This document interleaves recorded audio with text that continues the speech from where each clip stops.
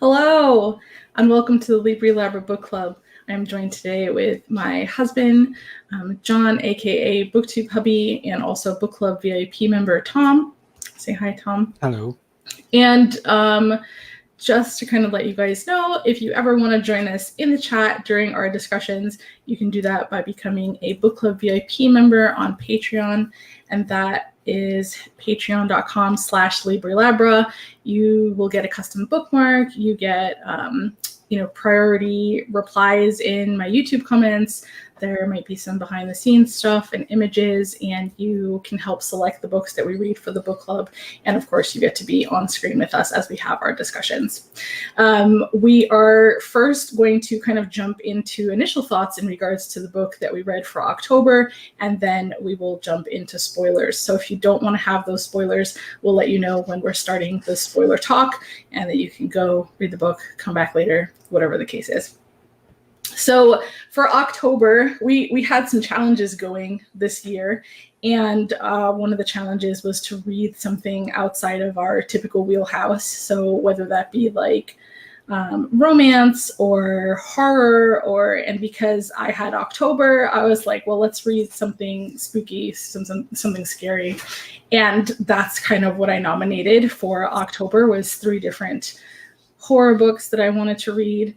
And this was one of them. And I thought it was kind of interesting because of the fact that the author was like, well, ghost stories are best told orally. And so he was like, I've only published this as an audiobook. And that intrigued me, because I was like, well, if they're only publishing it as an audiobook, it has to be an incredible audiobook, right? Like that was my thinking. And the book is No One Goes Alone by Erik Larson. I think it came out towards the end of September. And before I even talk about the book itself, I think the one thing that I have acknowledged about myself is that I'm never going to do that again. I'm never going to pick just an audiobook because I really need to be able to see the words visually. That has just such a much greater impact on me. Mm-hmm. And regardless of how good the audiobook is, I don't think it just doesn't compare. So I need to have those words. So that's not a decision I'm going to make again in the future. But I will let you. What? Your initial thoughts first, and then I'll go back to my I was actually, I like the idea of going in all audio. I'm an audio person, so I'm fine. I took it. If everything was, I retained most of it, at least I thought. Mm-hmm. And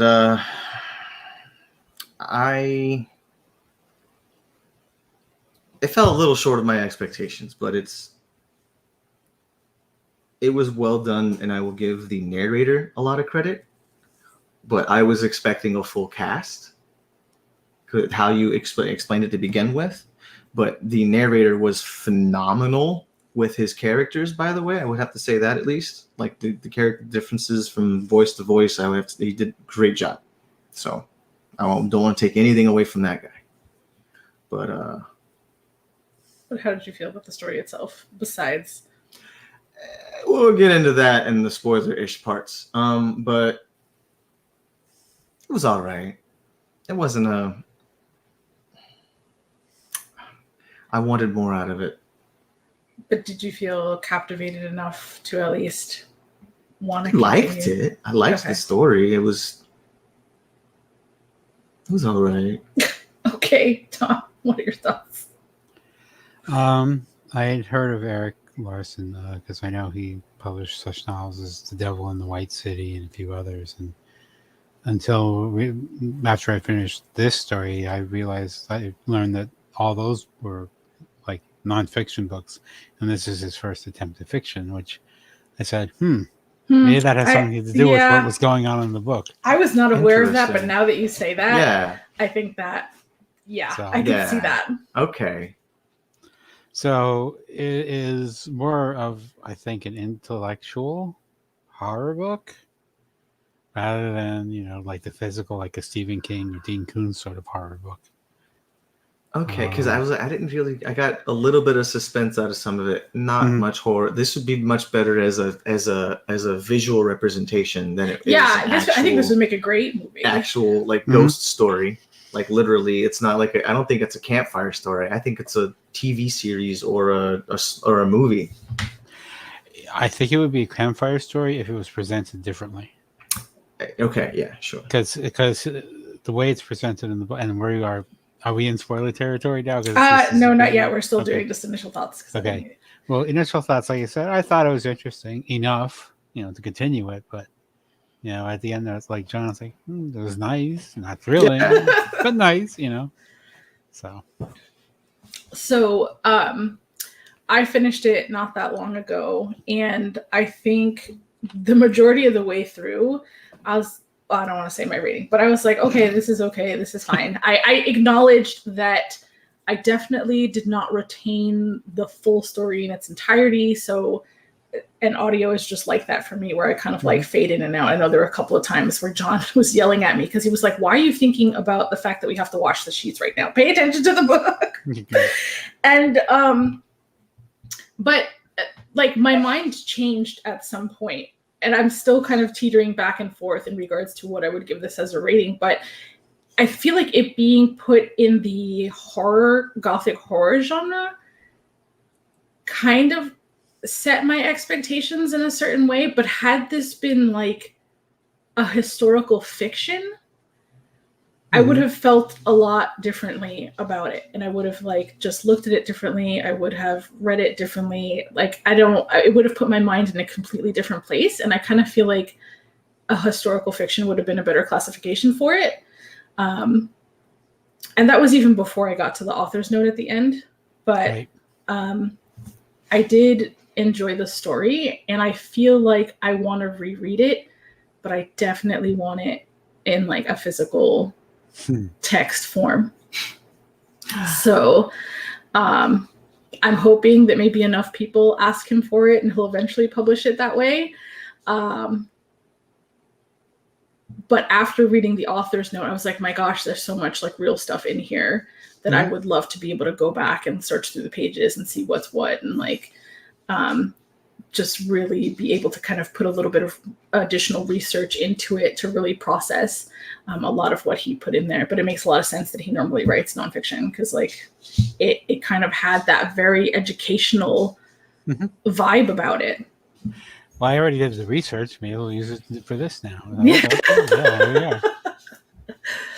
So at this point, we can jump into spoiler territory. So again, if you haven't read the book, you can stop this, pause this, go read the book, come back later.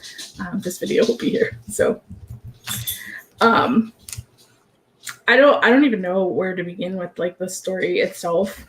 Well, to Desirai, to your point about it being an audiobook only, I had the hardest time remembering the names of the characters. Well, I actually kind of did too at the beginning. Like, I guess he had that chapter. It was like, who's in our party? Oh, and it was like, but even so, I had to play that like 2 or 3 times. I picked up on it. Yeah, I definitely had a hard time too. Clawing. Hang on, I'll be right back. Go ahead. And like that's just one of the things. Like I was telling John, for me, being able to go back into the text, into the book, to be like, who is speaking right now? And are we referring to them by their first name or their last name? Like that was the other thing that was like confusing me. It was like, William James, is that the same person? Yes, it was. So I can totally see that. And like even though he talked about all the people in the party at the end, I still don't even know how many people were in the party. Do you know what the total amount was? Well, let's see if we can figure it out. There was Catherine. There was James. There was Madeline. There was Frost. There was Winter. Yep. Okay, and then there was like 2 others, and I can't remember. Dude. There was like something with a P. The society dude and the author lady. Okay. Were the 2 that you don't have. Okay. So, you did say Hume, right? No, I didn't say Hume, but that's what I was thinking of. Okay, yeah. Because it's weird, because they like it's almost like, if you've ever seen Doom Patrol, that's like, the characters in the Doom Patrol, like they pair off, like they have their special friendships, and that's the way this developed. Because you had James and the secretary, you had Winter and Madeline, you had Catherine and Josiah, Ross, yeah. and then you had was it the society, the guy from the society, and there was one other good dude there, and I can't remember who that one. I think it started with a P. Yeah. So. Yeah. So it's I don't even know how to talk about the book. There is just, I think it's fascinating to me in the sense that there's a lot of things that we have that are kind of somewhat unexplained. And I think about this a lot because I feel like I experience what I would refer to as telepathy quite frequently in my life, like to the point where it's just like I can't ignore it, whether that be me thinking about someone and they immediately calling me, or me thinking about needing something and John handing it to me. Like it just happens so often. And every time I think about it, I'm like, why are we not looking more into this? Because I feel like there should be more answers, like how to harness this, how to utilize this, what can we do with this, why does this exist, kind of a thing.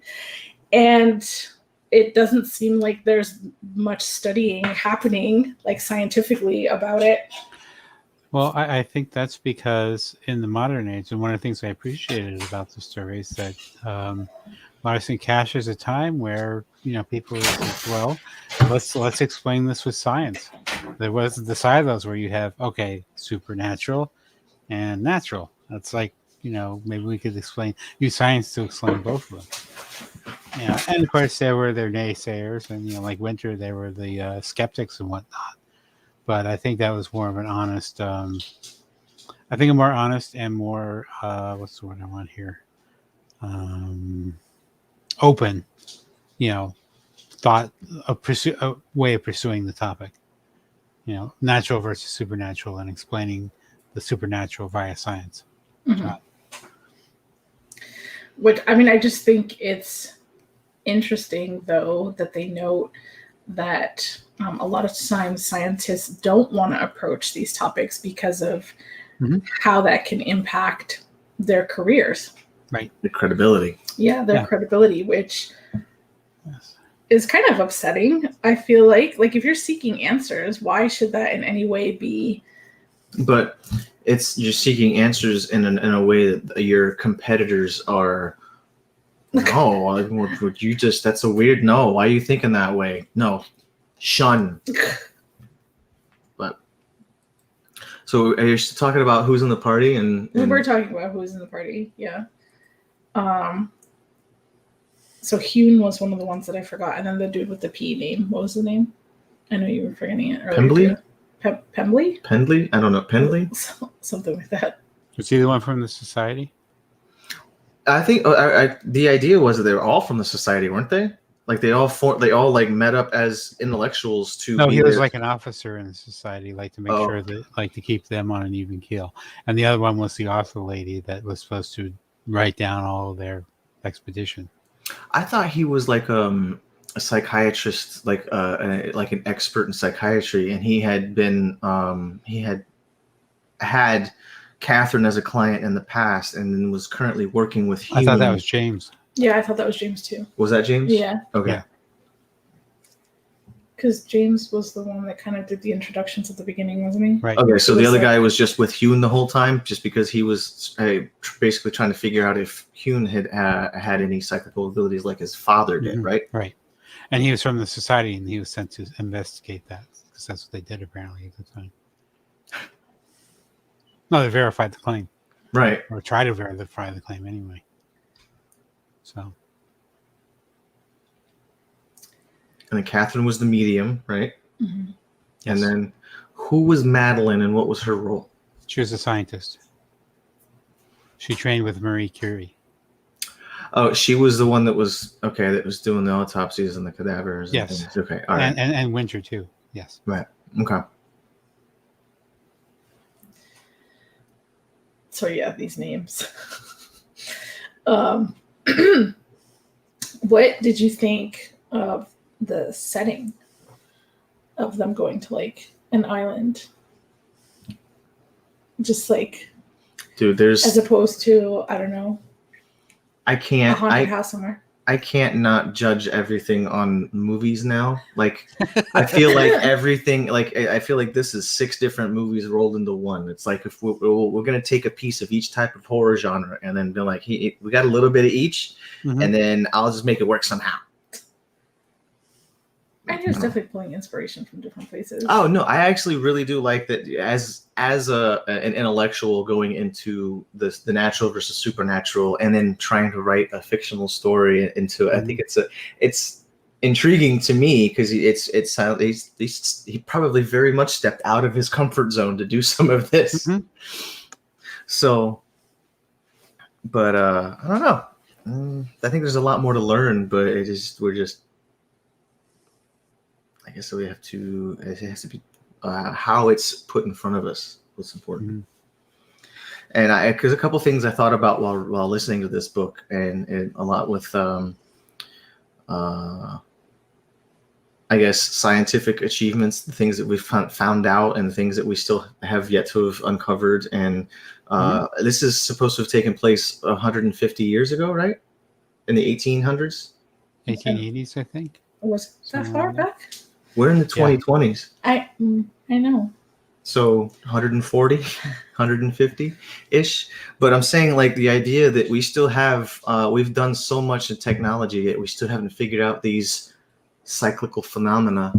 And I feel like, I don't know, it's always reaching into the whole, we only have figured out that we only use a certain percentage of our brains. Where are we at in that?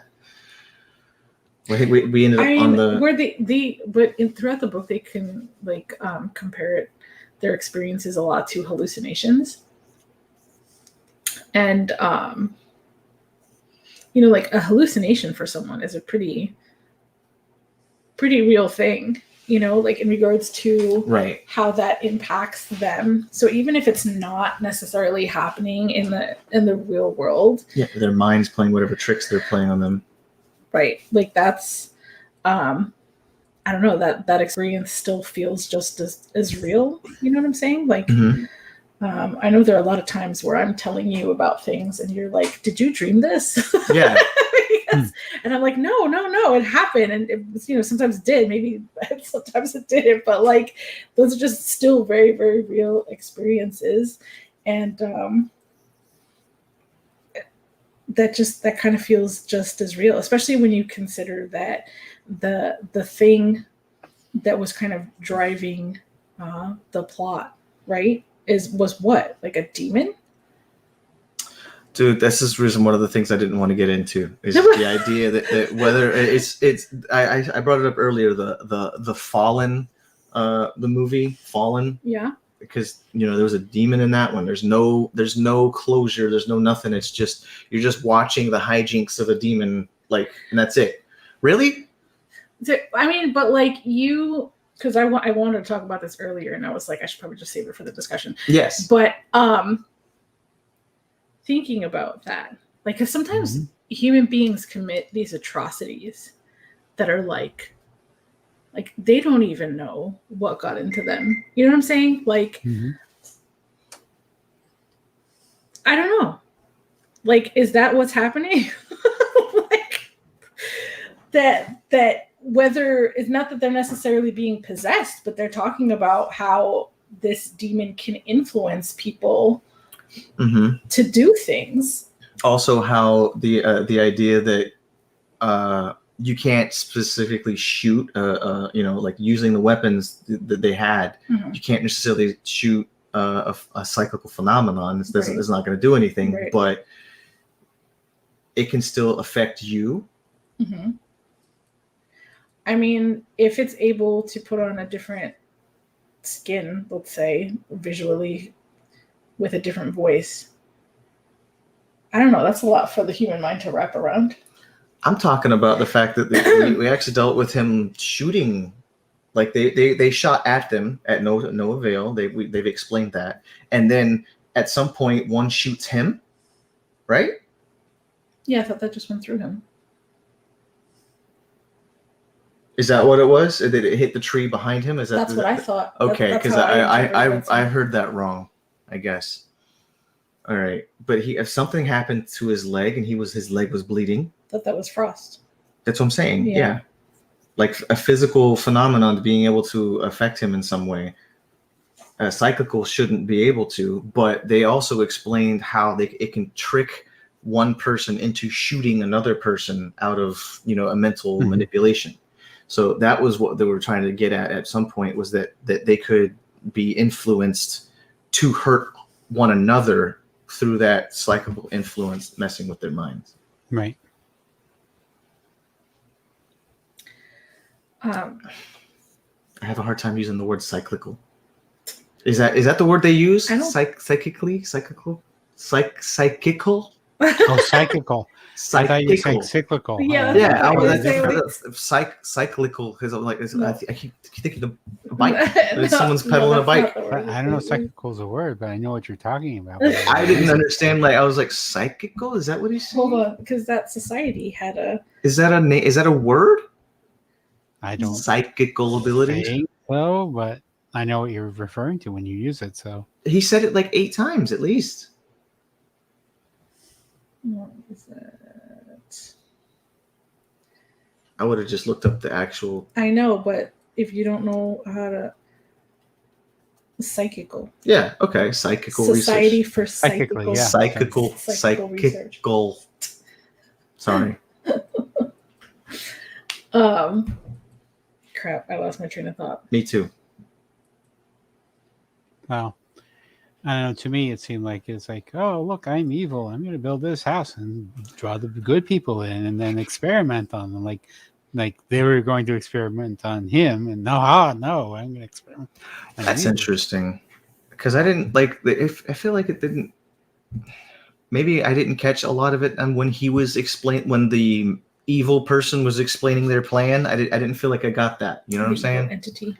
It That's sounded when to I was me like, "This is Go ahead. Scooby Doo shit." That's what she said that earlier. What? I This was is like, some Scooby Doo shit. I was like, I couldn't stop laughing. Well, Raggy. that's what I No, felt but like. to hear him tell it, I don't know if he was baffled. The entity, if he was baffled by them being good and tending toward goodness, or if he was, oh, you're like the enemy. We are enemies. It didn't seem like they were. Well, it seemed like what she said about being an experiment, that he was he was trying to understand why they still, even though he put them through hell, that they would still be a good, good towards others, good towards, just leaning towards the good. So Right. he was trying to, I guess Catherine was specifically the epitome of it. Like, no matter how much that he put her through, that she still was like, she's the empath, always yeah. So, and he wanted her in order to understand her better so that he could manipulate humans better in the future. That was my understanding of it. Not necessarily.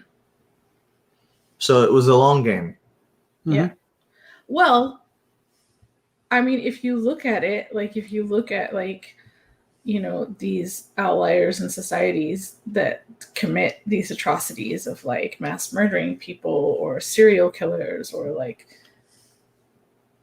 there's quite a bit of a long game there. I feel like we've been dealing with that for a really long time. So like, and just thinking about other stories that involve demons and how they're sent to Earth to cause chaos, to like, I don't know if it's that to bring more souls to hell, or like, is this like a religious application, a way to look at people dealing with their own personal demons psychically? I'm not sure what you're saying. Yeah, like it's the fact that as humans, we end up with what's going on right now. We have people that are just wandering off and shooting a number of people in crowds for what reason we don't ever figure out. like what kind of personal demon is that guy dealing with? Or is that the representation that we're giving, is that it's back then they used to think it was the demons that was doing that to people? Well, given that psychology was a newly born profession at the time, I believe what they were trying to do is apply the same thing, apply some kind of scientific method to what is not scientifically, at least not yet anyway, that you can't like. I mean, yes, now we can hook up electrodes to the brain and get an idea of what's going on there, but we don't know. Okay, this is what this means right here. We don't have that map yet. That's why I think this is interesting, because they were doing this like 100-something years ago. They were already messing with electricity, yet still already using it to try and figure out, psychic phenomena, instead of like just how fast we have been trying to test and figure things out is interesting. Yep.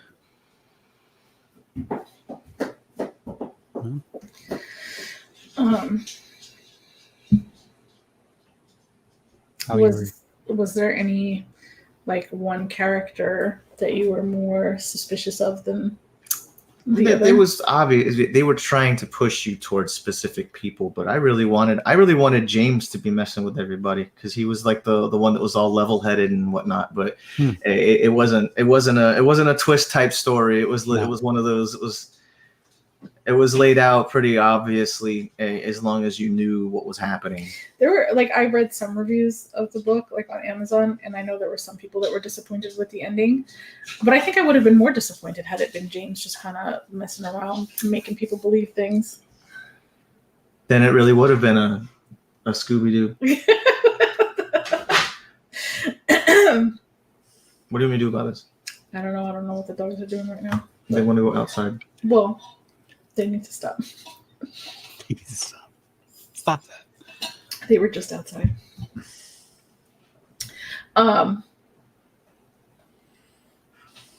So you're saying you would have wanted James? You would have preferred that to be the case? Bet I would rather there have actually been some sort of entity or some sort of exorcism or some sort of thing. Some like, tell me it's the house. I don't give it this demon thing where you're just like, we're just victims of some entity that we have no control over. We're just victims of some, we can't, there's nothing we can do about it. We're here just to toy with something. We're here just for the story. That's it. Right. I don't know. I just feel like it seems just a hollow thing there's more meaning involved in each of the details than there is the actual story. You know what I'm saying? Mm-hmm. And I don't like those kinds of things. Like, I feel like if you're going to have like morals along the way, details pointing to specific things, like for it to turn out to be just like an evil entity or the idea of Satan or something, it's just like, it seems like a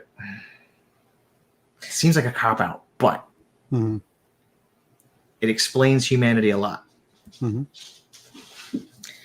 I think, like, as they were pointing to Adam, right? Adam Winter, yep. Whatever. Mm-hmm. I was getting angry because I was like, why did they even invite him? Because in my head, I was like, well, it's obvious that he's doing the stuff because he would know how to do it. Mm-hmm. Like, and so it wasn't until you explained why they invited him that I was like, oh, okay, that makes sense. That makes sense. That's why he was there. But I was like, get this magician out of here. Like, why is he here? In a way, he is supposed, that's what his job was to debunk not necessarily hinder it, but like well, what about this? Well, how do you explain that sort of a thing?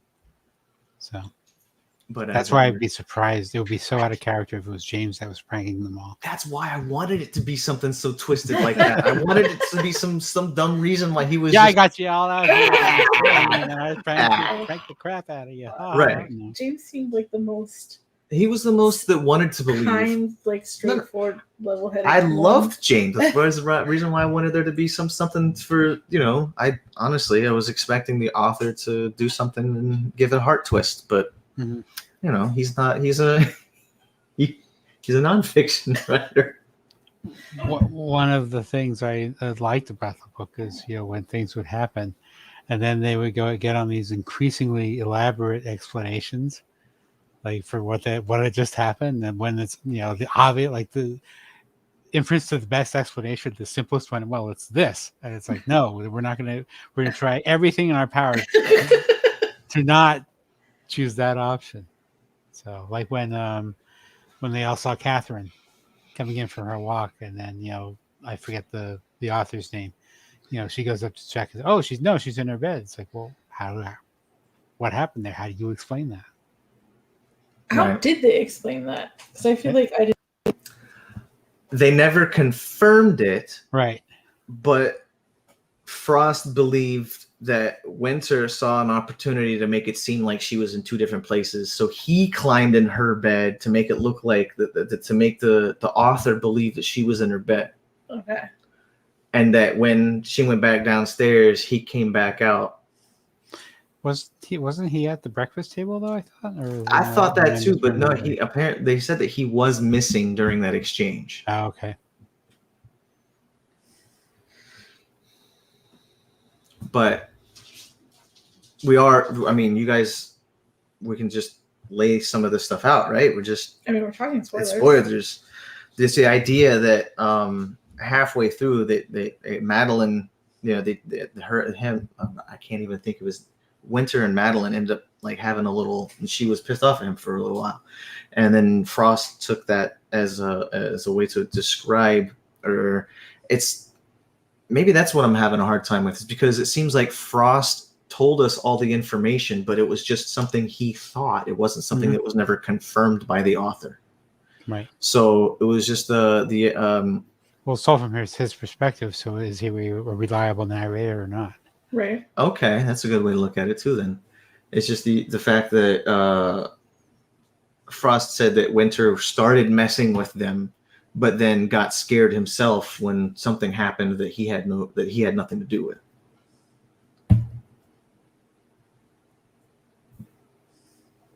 But Madeline started helping him do some of the things, and that's when she was like, "No, I don't want to do this. This isn't what we come here to do." I mean, that's accurate.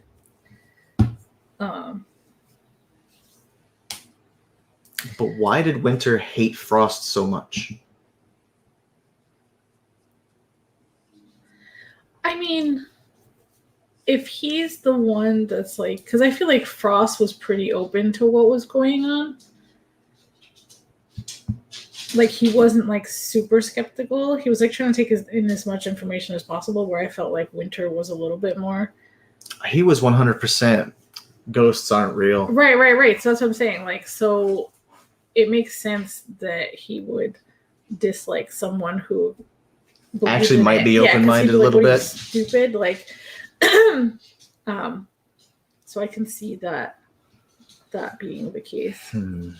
But also, they did mention at some point, because Catherine and Frost kind of had a little bit of a thing, but Catherine didn't she mention that Frost liked Madeline? Mm-hmm.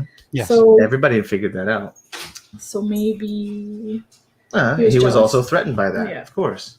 But then you have, and he was continually getting drunk throughout the whole thing too. So I'm pretty sure that's helps agitate things. I feel like that was inserted in there to like make him a bit more of an unreliable narrator, but I don't feel like it had enough of an impact. I'm not talking about Frost getting drunk. I'm talking about Winter getting drunk. Okay. But someone's got to go out or something. Okay. I'll be back. What is new? I don't know what's going on with animals that is new, that they're just being obnoxious nowadays during I don't know, maybe it's time change too or something. Who knows? Possible. Is there so would you consider reading something different by Erik Larson? Oh yeah, I mean, I personally did it, but I know the book club the brick and mortar book club I've been belonged to for ages, read Little Devil in the White City. What is that about? You would ask me that. I don't know, but let's find out. Would I be surprised if it was set around the same time period? Nope. Let's see. It's funny because, speaking of synchronicity, I had just finished The Alienist, um, which is set in the 1880s, and James is mentioned. He doesn't appear, but he's mentioned by the characters in the thing. Yeah, let's see. So it's the 1893 World's Fair in Chicago, and the cunning serial killer who used the magic and majesty of the fair.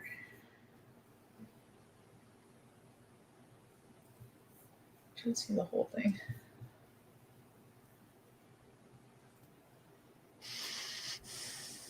So I guess he used the fair to find his people. Right. And like I said, if you read The Alienist, you'll get a good idea of how psychology was viewed, and in particular how it's used to apply to police work was viewed.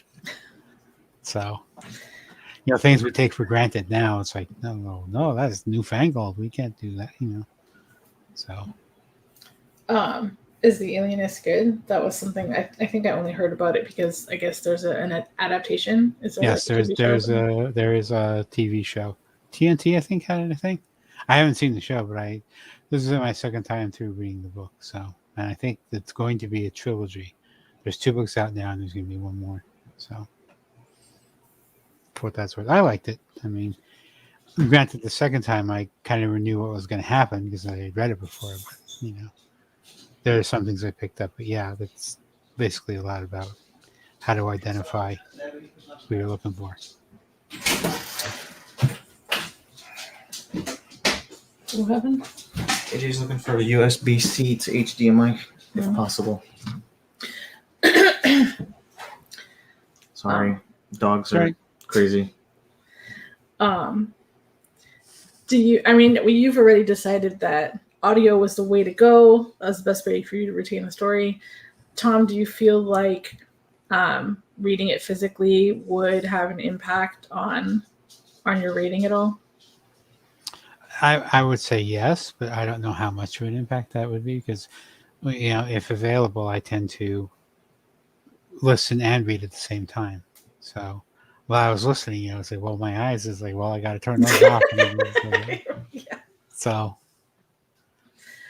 I don't get distracted, and then I was like, oh, wait, rewind, go back. So, but I think because I listened to so much podcast and music and such, like keeping track of everything after a certain period was okay. It was just like it's getting to know who was talking and who the characters were and all that. So, yeah, I felt and it wasn't too long, so which was good too. I felt like the initial setup, because we read the first few chapters a couple of times. Mm-hmm.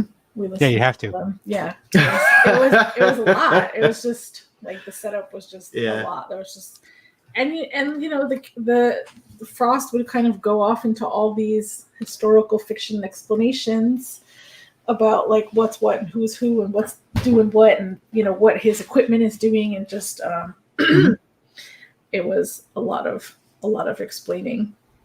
Yeah, I never knew that it was that easy to figure out how to run Morse code. Like as he described his apparatus, like I visualized it, I was like, oh, it's pretty simple actually. Mm-hmm. That sounds like digital communication. So it's like, high, low, high, low, high, low, Mm-hmm. So. But yeah, it's interesting that they, it shows you how technology affects things, because wired communication was all the rage, and all of a sudden here comes Marconi with the wireless. Yeah, and what a huge upgrade that was. So. Another thing is we still have the ghost in the machine belief now. Is that every time that we come up with something new, now every time there's a problem, every time there's something going on, now we have to find out whether or not there's a psychical phenomenon attached to it. So the idea that we figured out wireless, and then they're like, whoa, now we're getting signals that we never realized existed before. What is that? So I don't know. It's just, and we will constantly have the idea of the supernatural behind no matter what technology we come up until we figure out whether or not there's a connection. Well, I think part of that goes back to I can see the title, the cover of the book. Oh, Project Hail Mary. Like it's if you evolve to your environment, and so you adapt, and it's like, okay, I'm a fish. Oh, I have gills now, so I can breathe, underwater. But eventually, oh well, here's legs now. Oh, I can go up on, that sort of a thing. And certain people are born, I think, with the ability.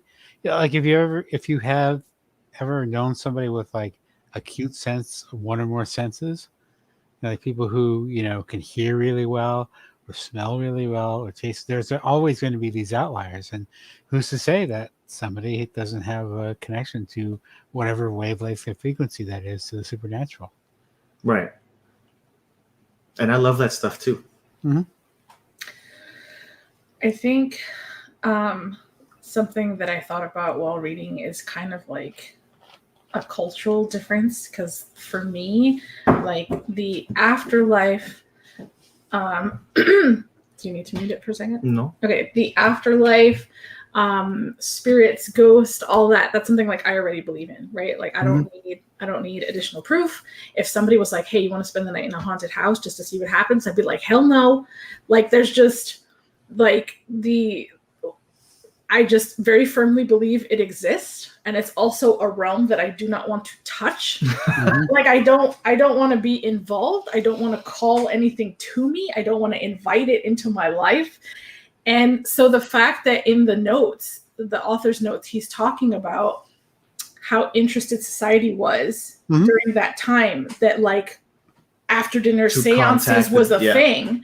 Like, I don't want a Ouija board in my house. Get that thing away from me. Like, that's not just that is like mind blowing to me. It's just like playing with fire is how I think of it. And like, it's just so crazy for me. I don't know how you feel about it. But like, well, I mean, I was never given any cultural identity with the supernatural. I'm a white person who, I mean, as far as I can tell, I have no idea. So then the question is, do you fear it? Do you feel like it exists? Are you indifferent to it? Like, I feel for Tom when he leans too far back in the dark in the room. No, I'm saying like, yeah, darkness is a thing. Like, it's like, I don't want to go down the fucking creaky cellar step stairs with some noises down there. No. Mm-hmm. I don't care if it's rats, cockroaches, ghosts, anything. I don't know. Yes. So the fear of the unknown. That is, I'm okay with that. The absolute unknown. Mm-hmm. But I just feel like there's. Sorry, go ahead, Tom. Go ahead. No, I was going to say, I the other thing too to consider is, I don't think this is the case, but he could have easily written, this memoir, where he builds this entire story, and it's all in his head, and there's somebody else on the expedition like, no, this isn't true. At the end. Yeah, I was a little bit worried that was going to happen, that they were going to be like, jokes on you, like this didn't really happen. None of this really happened. Right. Some horrible lucid dream or acid trip. Mm-hmm. So, I don't know. I really want. I've been thinking a lot about time travel as of lately, and someone told me that we posit the idea that if time travel was a real thing, that we would see people time traveling, right? Mm-hmm. Like we would by this time, unless they figure out a way to cover it up. But then there's this theory that you cannot time travel backwards ever, but you will be able to forward only through astral projecting. And that's what we're seeing is ghosts that have astral projected up to us, people who have actually done the time traveling and just sticking their head through a wall going, whoa, and then be like, nope, I'm done. So I don't know. Maybe there's a supernatural element to any of that stuff. And we haven't figured that out yet. Yep. Who knows? Having just read a time travel story myself, 11/22/63. It's interesting the way authors. Yes. Yeah. It's interesting the way authors explain the way their time travel works. Gabble that doesn't doesn't seem to care one way or the other. It just happens, and here Right. we are. But with King, it's like you get these explanations. Okay, you can't do this because of this. And, that sort of a thing. So, and the same thing with James's book here. It's interesting to see what are the rules of engagement with the supernatural. Like when like you said, like when the entity shot Josiah, it's like, an incorporeal body entity is able to affect a physical a physical thing. It's like, okay, well, didn't know that before. So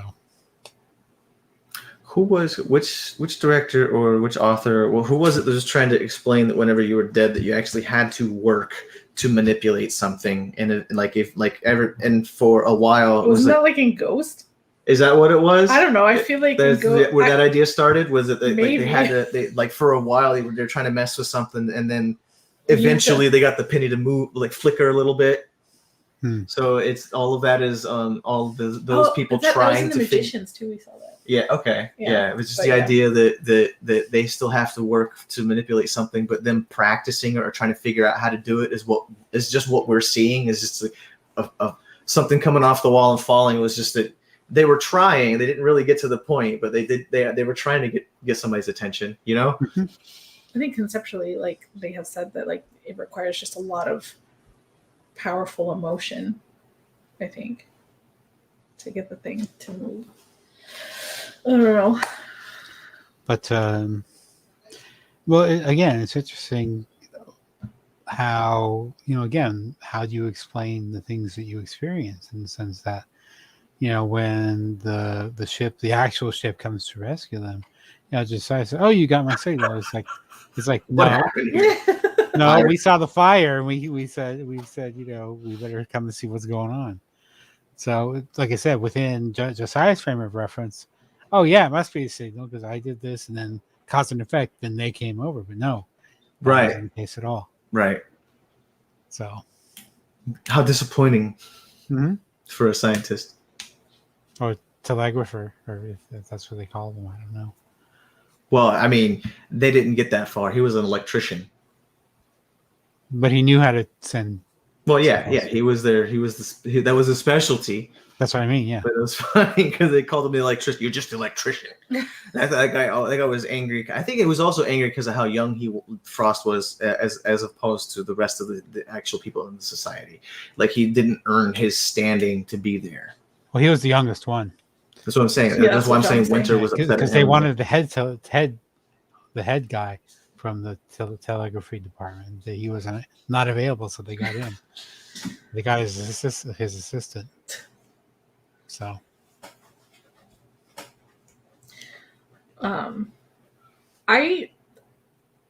it sucks because like I want to reread this. I don't want to go through the same experience again with audio though. Like I would have no choice at this point, obviously, but like. So Eric, is there a copy you can give her? Like, I just. Well, you can transcribe it. Yeah, that's what I said. Have Siri just dictate it for you while I'm listening to it. That's a lot of work. Or I might have to like just go really slow and just small little chunks, like 20 minutes here, 20 minutes there, so I could like 100% focus. Yeah, but you've already gone through it once, and that may help with Yeah, I have a foundation for the story. Yeah, it's true. Yeah, I think like I like to interact with the text, whether that be highlighting or, just taking quotes and holding on to them, or I don't know. I like where he was talking about Catherine, how Catherine died. I know we were listening to that, and you were just like shot down by a Zeppelin. Oh yeah, killed by so bombed. Yeah, bombed. Yeah. And so I was kind of like I could picture it in my head, but I was like, wait, what, really? And so I looked that up, and I was just like, just so much. Like I know definitely he fabricated some stuff and he made up some characters, but I feel like so much was grounded in reality that I want to go back so that I can have a better understanding of that history. Right. Yes. that was one thing I do appreciate about the book is the historical parts of it. It seems like I'm really enjoying lately. A bunch of authors have actually taken like or added their own character to somebody else's story and rewritten it. And I'm seeing a little bit more than that, or adding a character into history that didn't actually exist, but still had some way of manipulating or changing the story somehow. Those are interesting. And Jesus, I hope that's not some time travel shit either. Can you hear me? I can, but you're not moving. Yeah, you look. Yeah, my camera seems to be off, so I'm gonna jump on. Jump off. Jump on. Okay. Oh. So we'll give it a second to see if Tom can make it back with a working camera. I think we might be able to jump into final thoughts after this. Yeah. I gotta start cooking. I should have grabbed the next book, but I didn't. Do we have it? We do have it, but it's Well, like under a pile of books. You're not gonna wanna. You're not. No. That's gonna take like a whole 5 minutes. It's like on the top of my TBR cart, but with all the books stacked on top of it.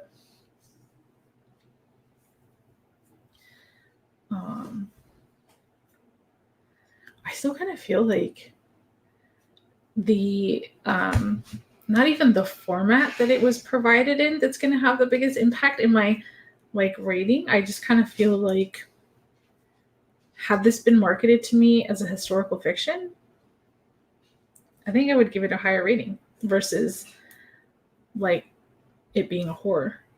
Yeah, I think there was less horror in it than, I mean, it was a few suspenseful parts, but I mean, I definitely I was had never some, like, scared. gruesome, yeah, and I was never For really, the characters. It was kind of like, hey, there's some weird stuff going on here, but I don't think I was ever really freaked out. I would have to say it is scary for intellectual types to not have an understanding of something, right? So the fear of the unknown is probably the biggest thing that we're going with here. I think we might have lost Tom. No. Did you? I mean, he has the the invite, link? so he can. Okay, so the link again. doesn't expire, does it? No, it doesn't. Okay. So as soon as I see him pop up, I can add him back to the screen. I don't want to do final thoughts without him. I know. But did you have a favorite character? Favorite. I mean, I think we're meant to relate to Frost the most, so. But would you call him your favorite character? Or would it be James? I like James. I don't think he's my favorite character.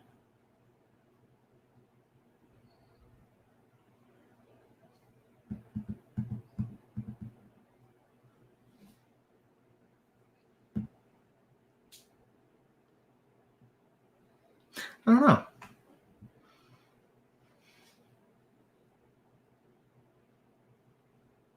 I think I just felt for him having like his heart condition or whatever else it was. Mm-hmm.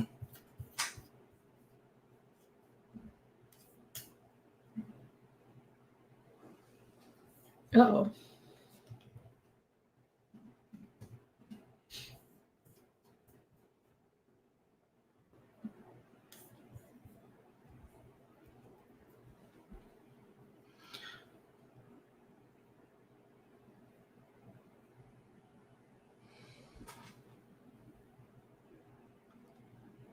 He said something's preventing like Chrome from accessing. But why would that happen in mid? I don't know. I have no idea. We didn't click on something you shouldn't have. No, I don't think so.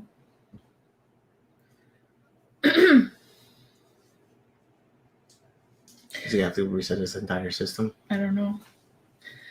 So We'll give it another Give it a couple minute. more minutes. Tom, time to come back.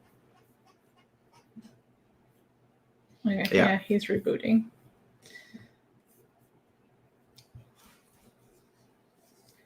Nah, I guess we'll stick with Frost.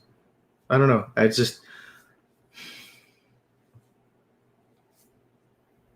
I wanted to hate Winter. Eric did a good job on that.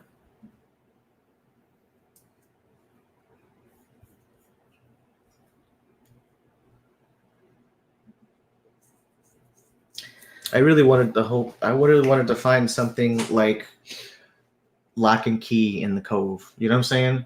Like some portal to hell, some place, something that they it's just. I mean, that this thing had come from, the place of explanations, rather than some dude that's been manipulating humans all throughout time for evil.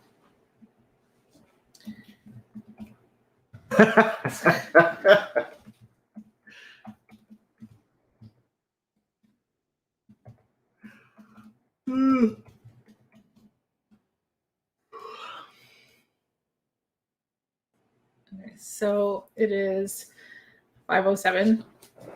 I gotta try to keep going for like 3 more minutes, and then if Tom can't make it back, then we'll close out the show. He did give me his rating. So I think my question also to you is going to be like, how do you feel about because I think that I know that you do like fantasy, mm-hmm. And you also like sci-fi, mm-hmm. but we have read a couple of thrillers recently. So how do you feel about thrillers? Is that something that you want to I like thrillers, and I like something. A lot of times people, sci-fi and fantasy, write the suspenseful, dramatic stuff into their books. It ends up becoming a thriller in certain parts, in certain areas. So, but it's just, I don't know. I feel like you guys, how books and stories are classified now is a little pigeonholey, I guess. But I like thrillers. I like suspenseful things. I like actually things that will keep me reading a book. Yes, mm-hmm. That'll actually be like, yeah, I want to read more. I want to find out more. But I didn't have that in this one. It was very. I enjoyed it because it was explanatory. Like, I understood every aspect of everything. Like, he laid everything out very well. But I just don't believe there was much. I mean, I guess that's what Tom was saying about it being drug me along the story. Very intellectual. Yeah. And when you kind of when everything almost seems like this teaching moment, I think that takes away from a story. The story it becomes a lecture, not a a little bit. That's why I feel like if I had known that it was like historical fiction going in, I would have been better prepared for that. Yeah, you would have accepted the lecture part instead of been like hating it halfway through, right? Yeah, I mean, I wasn't hating it, but like resenting, regret. I don't know. Like a book like Outlander that is so wordy and so wordy. Like it's highly descriptive. It's a romance, and there's definitely romance in there, but I feel like what I love so much about Outlander is how much I end up learning about history because it's so well researched and it's historical fiction. And like, so we do like historical fictions for the same reason. It's informative. I need to be prepared for it. What does Tom say? Hold on. Nope, that was not Tom. That was not what? Oh.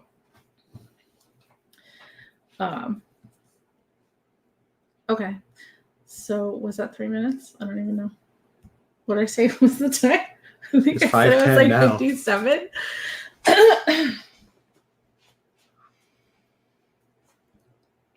Do you want to do final thoughts? Or can we stretch this out for another minute and a half? I'm good waiting for Tom. I mean, he's important.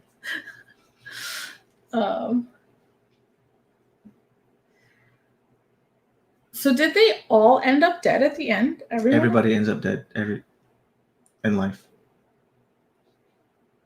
That's not what I meant. So the answer is yes. What do you mean? They actually described each. I mean, no, they're not. They didn't all die at the point at which Frost was going over afterwards. Like, oh, well, this person's here, this person's here, this person died here, this person died here. And I mean, they explained a little bit about each and where they went on with their life a little bit afterwards. But yes, eventually everybody died. I mean, okay, that's life, But I do believe that he was trying to convey somehow that eventually the demon got to each one of them. Is that it? Is that what you're asking? yes. So if the final destination's this motherfucker? You know what I'm saying? Like, Don't curse on my live show. I'm sorry. But I mean, like, yeah, you skip death and then he'll come back for you in a different way. But I don't know. There was if he come back was he a Nazi? Was he a German? The demon? Is that when he came in when he was talking about Frost being tortured? When he was being interrogated. Yeah, I mean, and then that's he come in kind of what it afterwards. sounded So it was like the idea that he was the embodiment of evil. Which is what I was trying to say. Like, just looking at life and yes, that was my perception of, like, Azazel's been running around doing all this shit for us and amongst humanity. I wouldn't even say names. I'm sorry. Like, you must not be named. But yeah, I guess. I said, I guess I'm too stuck on Fallen. That's the reason why I said you make me want to rewatch that, because I remember feeling like that was a really good movie. But see, like, movies like that scare the crap out of me. Like, that's. And here you love cats. Cats. What does cats have to do with anything? That's where he jumped into a cat to get away from the whole situation. He was jumping into everything. Oh my god. Come on, Tom. All right, I guess we have to do this. You're gonna give 2 more minutes? 5:15. I'm giving him 2 minutes. Saying, do you want to give him 2 more minutes or do you want to go? Oh, is that him? I don't know. Okay, he's coming in.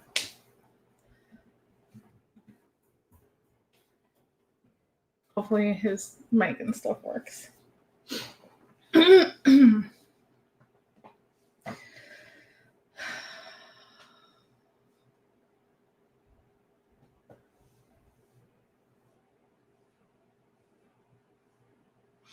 Or is this him positing that that's what supernatural phenomenon actually is throughout all of life? As an intellectual going into this, not being able to prove right or wrong, whether or not they found their white crow, whether or not the supernatural actually exists, but to blame it on the devil.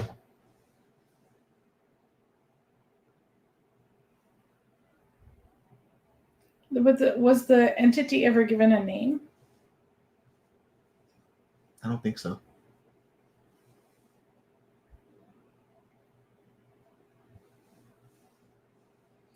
I don't know. Eric?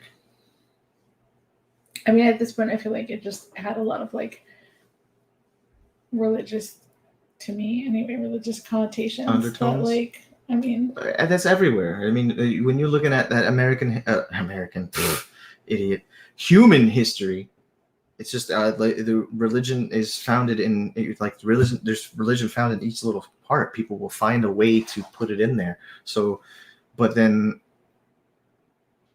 I'm saying that we always have the why would God do these things? Why do these things exist? Why does this? But people always go back to the devil anyway. So.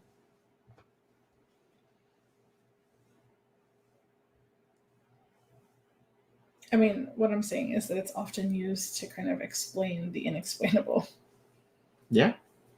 Also, the reason why men do things, they don't understand why they did those things. Like torturing another human being.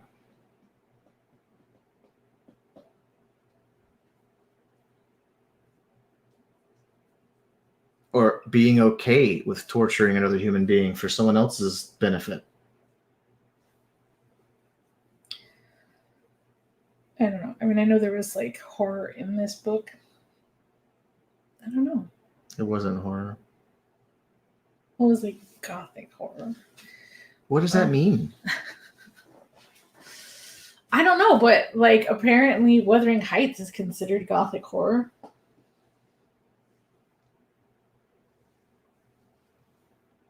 I'm not sure I understand. I guess because it involves ghosts. Kind of paranormal. Is that what Gothic actually means? Hold on. What is... Oh, device is not connected. What's not connected? Oh, no, Tom. Wonder what happened.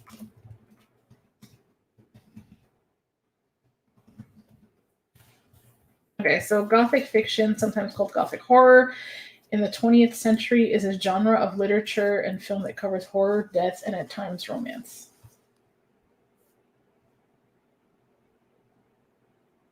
So Gothic horror is redundant?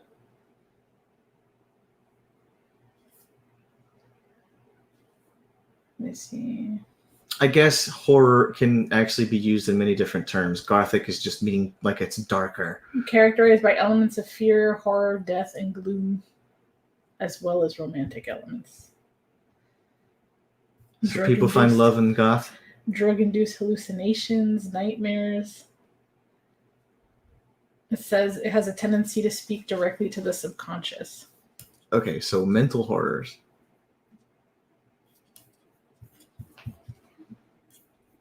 I don't know.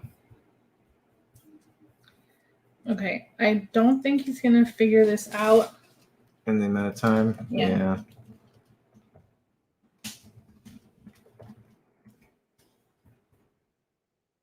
Okay. So final thoughts. I was going into this like Tom usually always saves the author a star for me. So like I was going into this with a 3 going, but it's a 4. Definitely a 4 for me because the idea of I don't know, I do like the natural versus supernatural, and I would like to find a theory and find whether or not we can figure this stuff out, because I don't know, I'm curious about some of the psychical phenomenon that we've seen in the past. But then okay, Tom says he'll post his comments on the video. I don't know, but I also I'm more intrigued by I guess how the author had given us information about the time, more about time period, and the fact that he even used like historical elements, like actual names of the people, the police, the detectives, the stuff that's from the past, that people in that area, that country, actually will probably relate a little bit more to it than we would. So, but it's still a lot of historical stuff that I appreciate. So I think, throughout the entire time I was mostly going to give this a 3, but I didn't even realize at that point, despite having read the summary, despite like picking the book, I didn't really listen to the book realizing that it was historical fiction. And when I realized that, I feel like that increased my rating. So I think like you, I'm also going to give it a 4. I really, really hope that at some point the author does publish this via text as a physical thing, because I really do want to reread it. I want to just be able to interact with the text a little bit more. I want to be able to like research things. I want to just really absorb the historical elements of it. And I think that might also help make it a little bit spookier for me. I think realizing like how much was real and how much was like what was being thought about at the time, and just so I would like to just have a physical copy of this story. So that's that's what I would give it, is a 4. Tom also said, what did Tom say? He said 4. Did he? I don't think that's what he gave it. But okay. So I don't know if he changed his mind on his rating, but he said I gave the book a 4-star. He probably had reasons that it fluctuated. Sometimes he like rounds down, so I don't know. Right. Yeah, but so Tom also said he was giving it a 4. He may have changed his mind when he realized like that the author was mostly a nonfiction author, or right. But I think the one thing I would say is that even though I can see why this would be classified as a Gothic horror, I wouldn't suggest going into it with that expectation. I think it's like much better to expect it to be like a historical fiction, and then everything else is just a cherry on top. I really think this will do a lot better as a screenplay than it is, because the atmosphere and the ambiance can be set at a almost physical reaction to some of these things versus having it described to you in such a way. But I did enjoy it. I don't read like a ton of nonfiction. I tend to lean more towards productivity and self-help when I read nonfiction, but his other books sounded pretty interesting. I think the White Devil in the City, or Devil in the White City, or let's see what it was. American Journalist. The Devil in the White City. Sounds pretty interesting, and so I may consider checking that out. But next month, for November, we're going to be reading Harlem Shuffle by Colson Whitehead, and that takes place in Harlem during the 60s. I believe there's like a heist. And so that's what we're going to be reading. It was also like a book of the month selection not that long ago. So that is Tom's pick.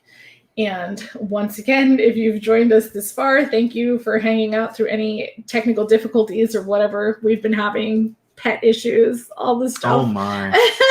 But if you ever do want to join us on camera during the discussion, again, you can do that by becoming a book club VIP member on patreon.com/Libri Labra. And there's additional perks. And if you're not ready to join, you can go ahead and at least follow there and kind of see what's up. But thank you for joining us, and hope to see you for our Harlem Shuffle discussion. Till next time. Bye.